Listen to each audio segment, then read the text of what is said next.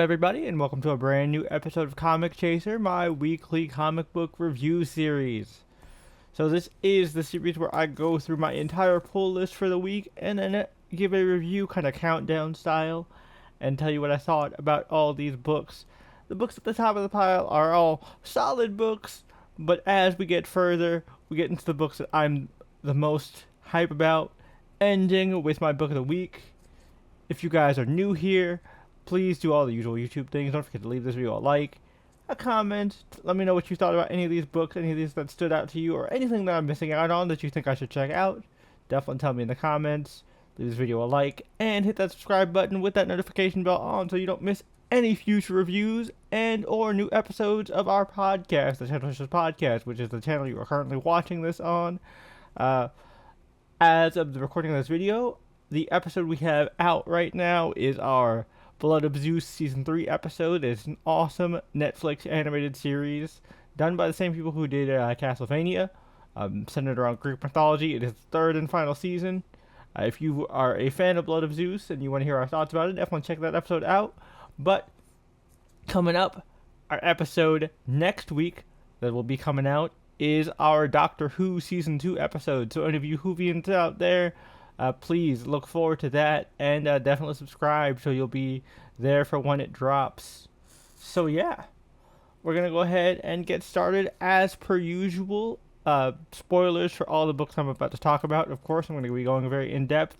And thank you for all your support for these videos. We kind of have moved these upload dates to Mondays instead of the weekends now because I've been busy on the weekends because I've been getting back into live streaming over there on twitch.tv/JDegenerate. Definitely go check it out if you haven't already. I've been playing a lot of games up there. Expedition 33, some Yu-Gi-Oh! Master Duel, Marvel Rivals, all that fun stuff. I stream pretty much Thursday, Friday, Saturday, Sunday, Monday. Sometimes I don't stream on Mondays. It all depends. Mondays are usually when I record now, so probably not going to stream on Monday. But yeah, Thursday, Friday, Saturday, Sunday, I usually stream. So, you know, come in, say hi, have fun with me, vibe out while I play video games, and, suck at them. Because I am honestly terrible at video games. But anyways, enough preamble. Let's go ahead and get into these reviews.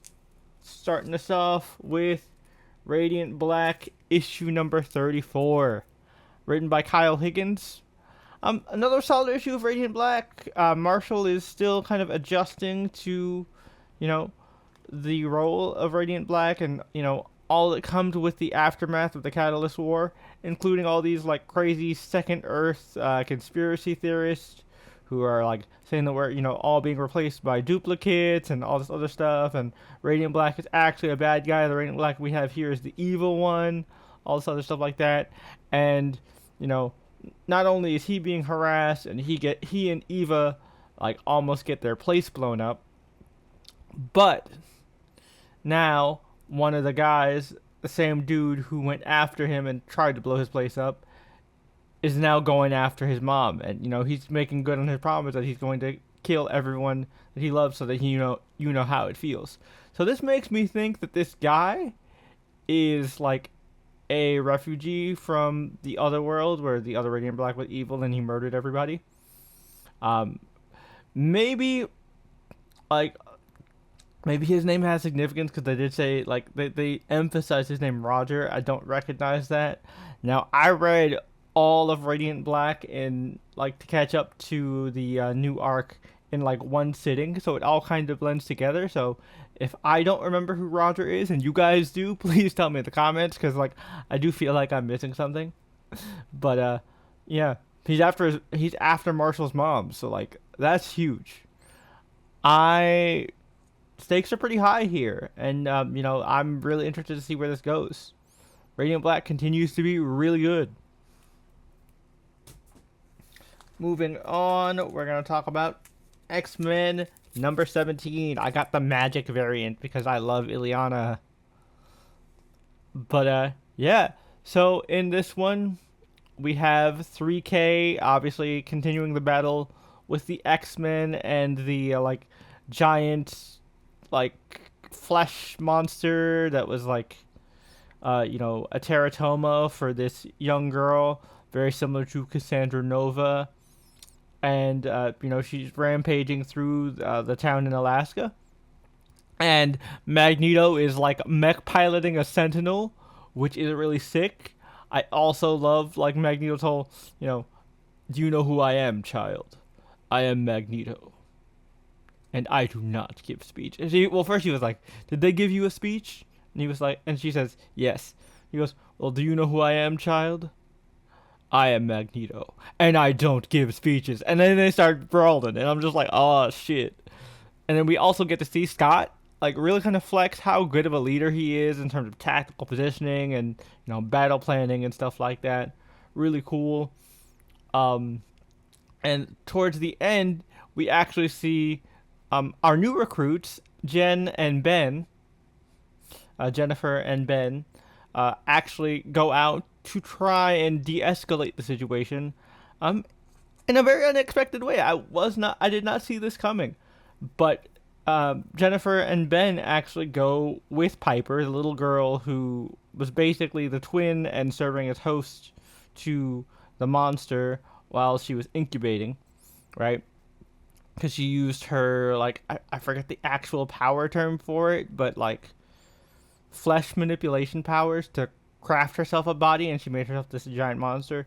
So essentially, right, they recruit the mom to be like, you're the only one who could help us out with this. So they're gonna see if they can use the mom to try and talk the little girl down from her rampage, because really she is just throwing a tantrum, and understandable because she was kind of left in the dark to be forgotten basically, while her sister, from her perspective, got to live the life that she deserved to live as well.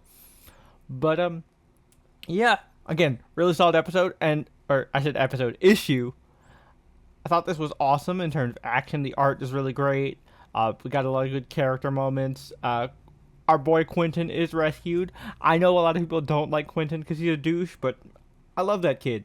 I've been a fan of his since All New X-Men and Wolverine and the X-Men. So like, I've got a soft spot for him. I'm glad he's okay. I mean, I didn't think he was gonna die after all the shit he went through with Sabretooth, but I'm glad he's alright. Solid issue, and because this is bi-weekly, we're already getting another issue next week, which is pretty wild to me. But I'm never gonna complain about more X-Men. The series is really good. McKay is killing it, 100%. All right, now we're gonna dive into our double dose of Al Ewing. First up, we have all new Venom issue number 7. Yeah, this is 7. I was about to say 6, but this is 7. I got the wedding variant because, I mean, come on, this is a classic homage. It's an homage to the Spider-Man wedding cover. I love it. I know some of you are like, oh, this is blasphemous, blah, blah, blah, blah, blah. Everybody's hating on this book because Mary Jane has lost her agency. They don't know what to do with her, blase, blase, blah. You guys, you're hating without reading the book. You're hating without reading the book. This book is good. This book is really good. Al Ewing is killing it. Absolutely killing it. And who else is killing it? Carlos Gomez on the art. This art is gorgeous, by the way. Art is absolutely gorgeous. The story continues. MJ and Flash do have their full meetup, which we saw Flash spying in on the like origin explanation issue, so that's how he knows MJ and Venom are a thing now. And so they have a talk in Central Park, and Flash explains to kind of catch us up to speed. Yeah, I got my full body back. It was a gift from Eddie. Before he gave up being King of the Black, he restored my body to the way it was before I died. So that's how I'm back up and at him again. Cool. I was wondering about that, honestly, because I forgot. So thank you for the reminder. Also, another thing I really like is the back and forth between Venom and Flash, because Flash was a former host and they're friends, and I like that, like, they treat each other like friends. He calls him pal and buddy, and he apologizes, and Flash knows Venom very well because they spent a lot of time together. Agent Venom was a very solid, strong run. Honestly, one of the best eras for Venom, period. I mean, Donny Cates' run is amazing, but Rick Remender's Agent Venom run was top tier for sure. So I like that that friendship and that continuity remains intact. Meanwhile, Dylan is chasing after what he believes are leads on who Venom is, but that's kind of foiled for him when he sees that Venom, Robbie, and Rick are all in the same area at the same time, because Flash and MJ decide to stage a fake fight to kind of buy themselves some time, so that they can keep, MJ from having to go in, and also Dylan from going into juvie. But obviously that doesn't work because the entire Scar team swoops in.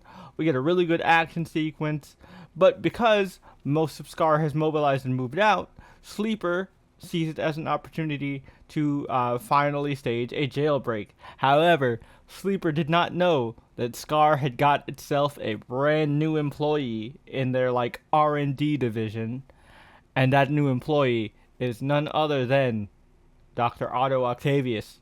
That's right, folks. Sleeper is now in the clutches of the master planner himself, Doc Ock. And I'm excited. I want to see Venom fight Doc Ock. This book is fun, people are complaining, but I don't see why. And also, you guys, this is putting Paul through the ringer. Paul is getting the shit he deserves. He's getting shit on like he deserves. And they're putting his relationship through the coals, as it should be. I'm preying on Paul's downfall just like every other Spider-Man fan. If you're preying on Paul's downfall, you should be reading this book. I know you're like, but Paul's in it. Yeah, but Paul gets shit on all the time, and it's great. So, read this book. It's fun, y'all. Give it a chance. Everybody's hating on it just because they're mad MJ's Venom, but it's not bad. I like it. It's fun. You guys are just being too harsh.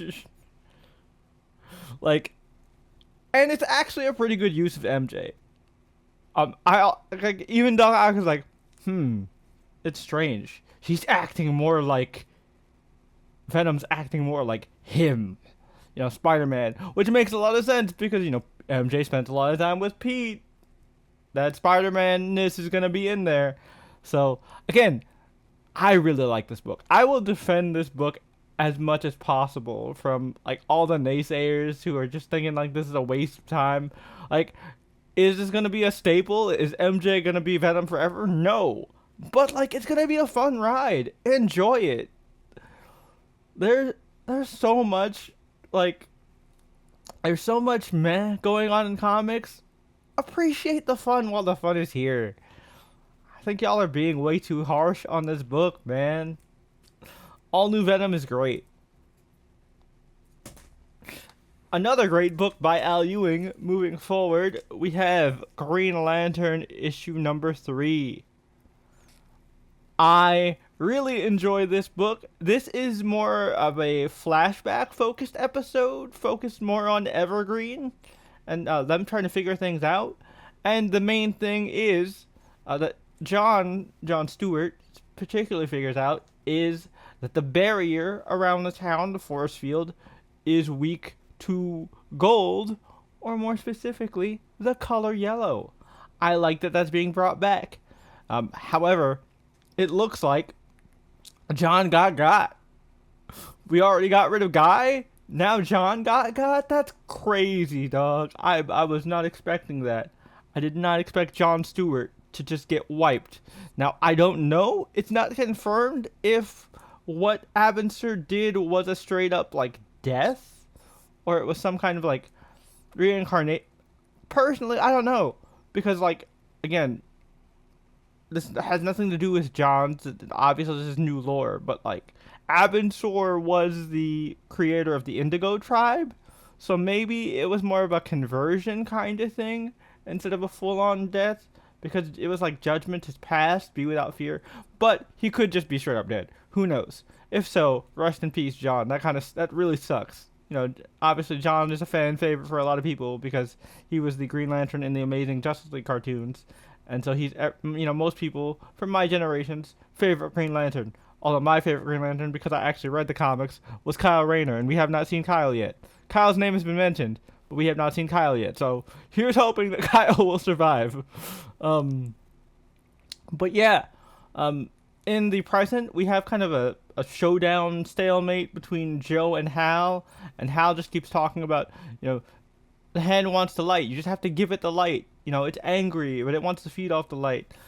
And, Joe is like, Hal, you need to chill. Just get that shit under control. But Joe is able to control her power. How did Joe get this power? How is she able to control it? We don't know yet. Obviously, that's what the flashback is building up to. But we see at the very end, after all this, Hal is visibly shooken up because, he helped John out. He gave John the toy as part of a test. But, he starts to paint bullets yellow to see if it'll work on Abin Sur. Very smart. That's a little bit All-Star Batman and Robin-y. If you've ever read that abomination, the abomination that is All-Star Batman and Robin, you know. But still, clever. And maybe that's what leads, that act of violence and death is what, leads House of the Black Hand, maybe? Who knows? I still really do like this cosmic horror vibe that we got going on here. It's a really solid book. It's definitely one of my favorites in terms of the absolutes, new absolutes. Really good stuff. I'm continuing to really enjoy Absolute Green Lantern. Moving on, we have Ultimate Spider-Man Incursions. Number 1. This is written by Dennis Camp and Cody Ziegler. I don't know who's on art. Sharif and Delgado are on art. And this is the Miles Morales crossover into the 1610. I've not been reading Ziegler's work. I've heard nothing but good things about Ziegler's run on Miles, and the voice he has for Miles is really good. From what I've seen so far in this issue. So I may need to check his run out at some point. Would you guys recommend it? Let me know in the comments. I've heard good things about it. But essentially, it all comes back to that card that the Maker gave Miles to enter into his new universe. His sister Billy ends up accidentally getting a hold of it and going through a portal. And she ends up in the 1610. Where... Or I said 1610, that's the original designation. I mean, 6160, 6160. And so, Miles, being the responsible big brother he is, goes after her and ends up in that universe. And of course, runs into our current Ultimate Spider-Man, the older Pete and his son Richard. Which he ends up giving the name Venom, so I guess it's canon now. Richard is Venom. That's pretty cool, honestly. I mean, he is wearing the black suit, so it makes sense. And this issue is fun. It's interesting, because obviously this Peter has only been Spider-Man for about a year and a half. Miles has been Spider-Man for years. Years on years on years, even with the sliding time scale. So he is much more experienced, so he's much smoother with it. He deals with the Spot, like, no problem. Which is really funny because obviously the Spot was the big villain of Into the Spider-Verse, or not Into the Spider-Verse, Across the Spider-Verse. And, Miles makes a lot of jokes about the multiverse gets old real fast. So, like, I like what they did there. I wonder if the Spot is going to be a main factor in here, or was he just a side joke? We'll find out. But it's really cute because, like, Richard is seeing Miles in action and is like, oh my god, he's so cool. You see how effortless he is with swinging and how he is with taking out villains? Oh my god, he can go invisible? That's fucking awesome. And he's like, I mean, I'm cool too, Rich. Like, Pete's getting jealous. I think that's adorable. And like, next up, obviously, like, this energy signature is from the Maker's tech, so that triggers off all the members of the Maker's Cabal, the Maker's Illuminati. So they're going after Miles, and the Ultimates are like, oh shit, it's a signal from the Maker. We gotta go check that shit out. So Jan and Hank show up, and it ends with Jan and Hank confronting Miles with, "All right, so give it to us straight. Are you here to destroy our world or save it? Are you here to help destroy our world or save it?" And so next issue, Miles is gonna meet with the Ultimates. I also do like that we finally address that Miles is, kind of from the original Ultimate Universe, and that he does still kind of have these lingering feelings of missing his old life and feeling like a piece of him is missing, even though he did get a second chance. His mom is back to life and all this other stuff. He's got this awesome life with, now he has a little sister and all this other stuff, but he does still miss his original universe. I do like that that's being acknowledged here, and it's really good stuff. I really, really enjoyed this. I can't wait to see more, and I can't wait to see what other corners of the 6160 Miles we'll get to explore next. All right, next up we have Absolute Superman issue number 8, written by Jason Aaron, art by Rafa Sandoval. This is the new arc. This is the newest arc of the series. I know a lot of people are like, are these all just minis? Now, the Superman, Batman, and Wonder Woman for sure are all ongoing. I think Martian Manhunter is supposed to be a 12-issue maxi series. And I believe Flash and Green Lantern are also ongoing, so just in case you guys didn't know. But this is the beginning of a new arc, and, Cal has returned to Smallville to check up on Martha. It feels so weird that he's just referring to her as Miss Martha and not Ma. I mean, I know it's a different universe, and he wasn't raised by them, but again, I'm so used to main universe Superman, and hearing him call Ma Kent Miss Martha is just so wild to me. But yeah, in this issue, we actually get to see the head of the Lazarus Corporation in action, and that is, of course, none other than Ra's al Ghul. And yes, it is Ra's. Denny O'Neil, rest in peace, the original creator of Ra's al Ghul, said it was Ra's, so it is Ra's. I don't want to hear none of this Raz. It's Ra's. I will fight you in the comments. But yeah, we get to see Ra's al Ghul in action, and he is just every bit as intimidating. But he's also got a bit of a Lex Luthor-esque vibe to him still. He reminds me a lot of Vandal Savage, which they are very similar characters, being immortal beings and all that. But his whole goal is to kind of resurrect the Earth and kind of restart people, and kind of again save the Earth's resources, which is still very similar to his original motif. If you don't know, the original Ra's al Ghul was an eco-terrorist who believed in kind of the Thanos style population control type thing. So there's that, and again, very intimidating. It's really cool seeing this new take on Ra's al Ghul as a businessman. And I wonder, I mean, there's no way he's replacing Lex. There's got to be an absolute Lex somewhere. But it is interesting to see a villain swap. Ra's al Ghul as a Superman villain is going to be very interesting. But then we see Christopher Smith, aka Peacemaker, all metallified thanks to his treatment from Brainiac, and he ends up putting a kryptonite slug in Superman. And obviously this is the first time Superman has dealt with kryptonite, so he has no idea what the fuck is going on.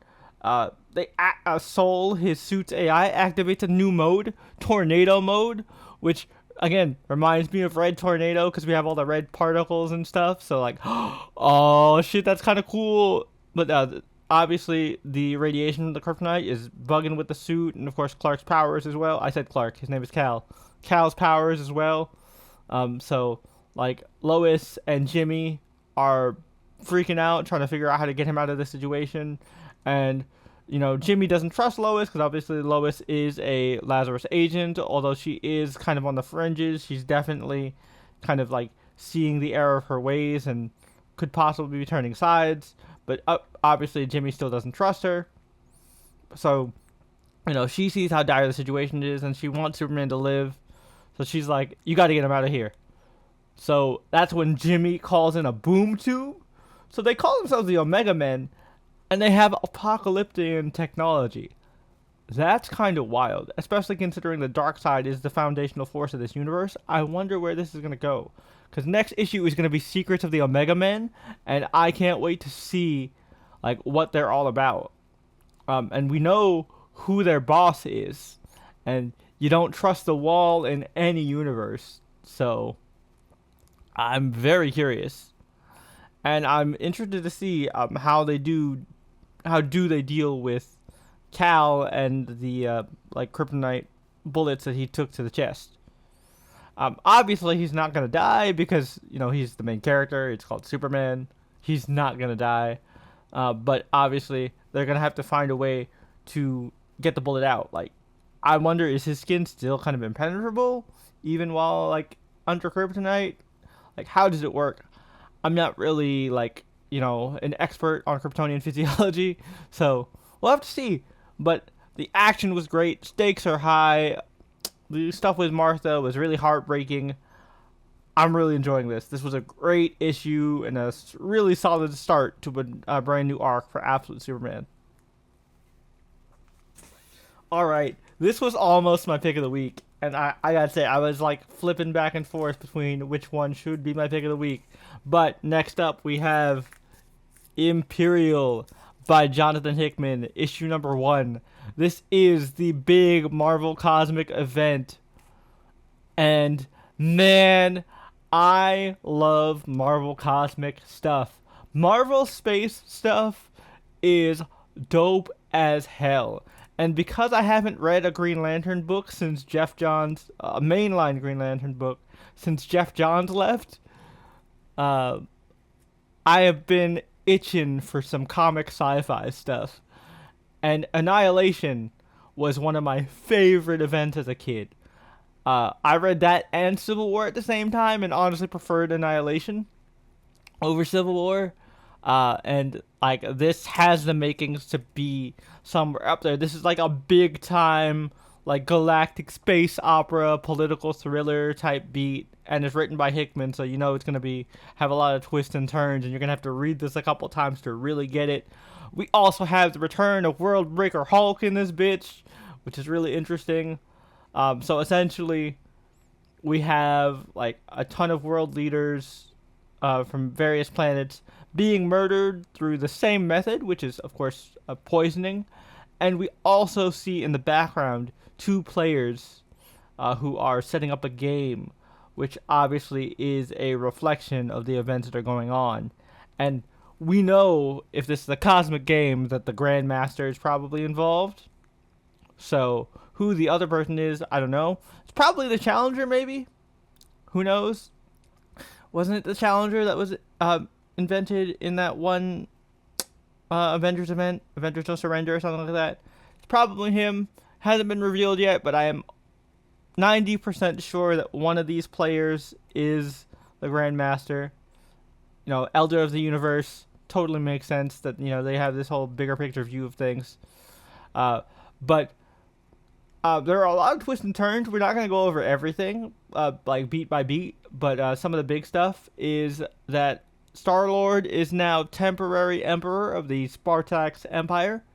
And I say that because his sister is still technically in stasis, and I believe really what they're trying to do is obviously figure out who murdered his dad, because his dad was murdered by a sniper during a scuffle in a meeting of the Galactic Council, the Galactic Union Council.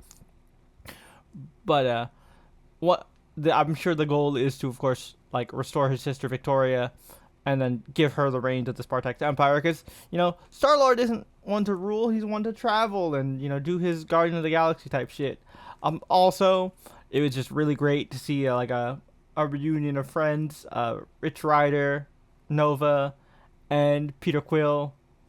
It's always good to see their dynamic. Although it's weird, it's definitely different now because this is more MCU Star Lord, who is more like jokey joke, sarcastic, Han Solo esque, whereas like original Annihilation era Star Lord was more of a, like a no nonsense, not space cop, but he was a no nonsense like starship captain character.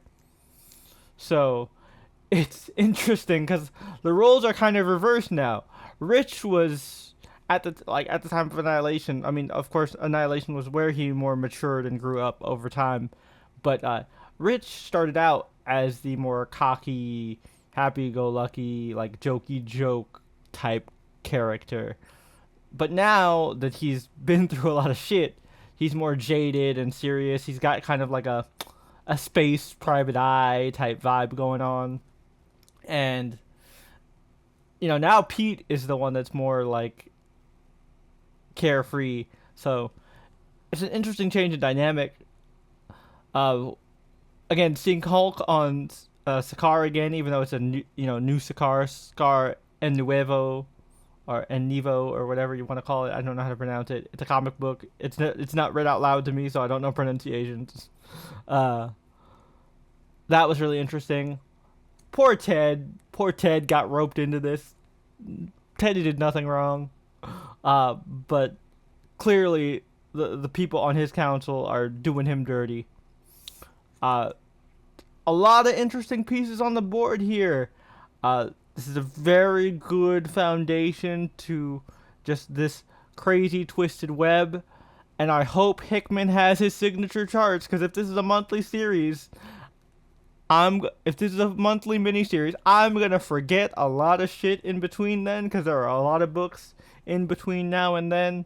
So hopefully we can get solid reminders every month when this issue, when more issues of this comes out. But this is a really good, really fun Marvel Cosmic event. If you're a fan of Marvel Cosmic stuff, you should definitely check out Imperial #1.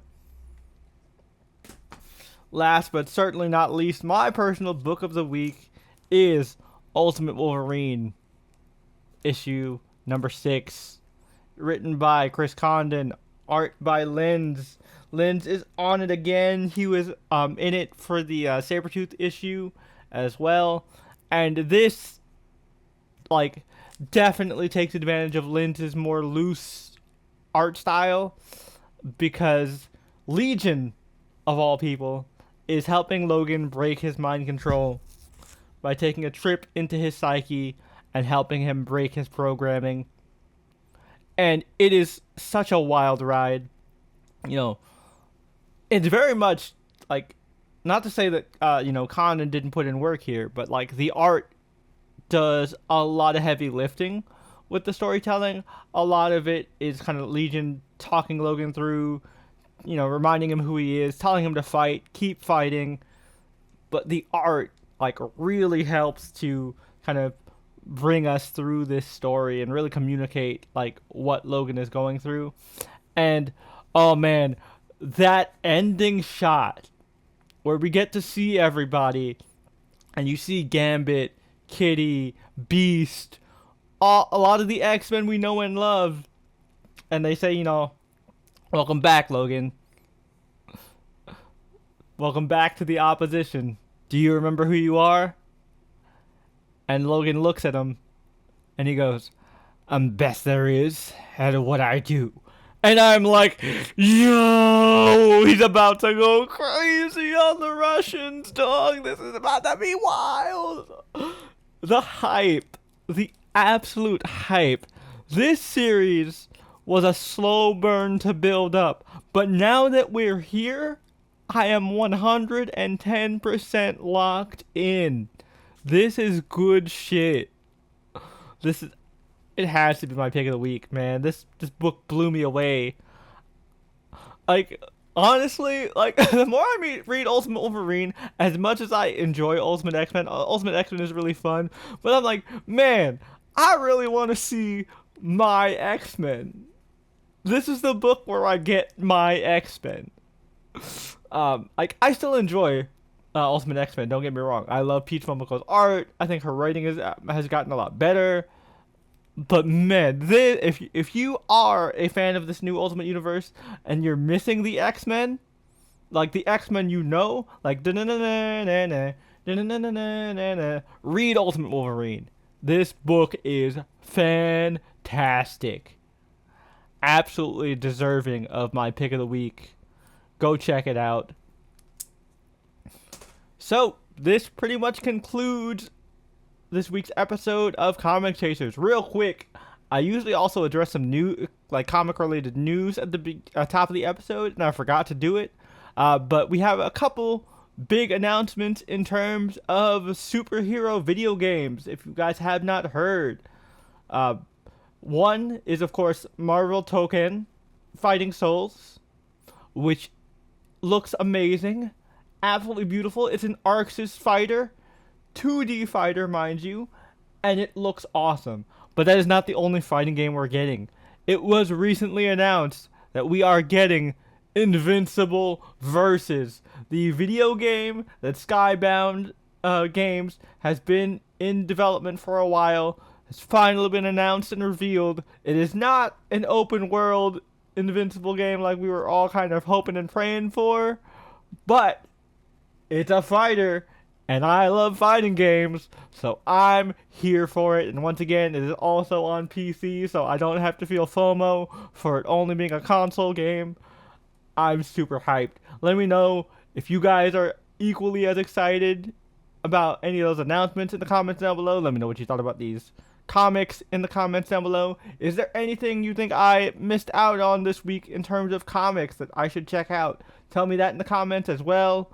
Don't forget to leave this video a like. As always, don't forget to hit that subscribe button if you're new here and you want to see more, and hit that notification bell so you don't miss out on any new videos. Until next time, I will catch you later. Peace.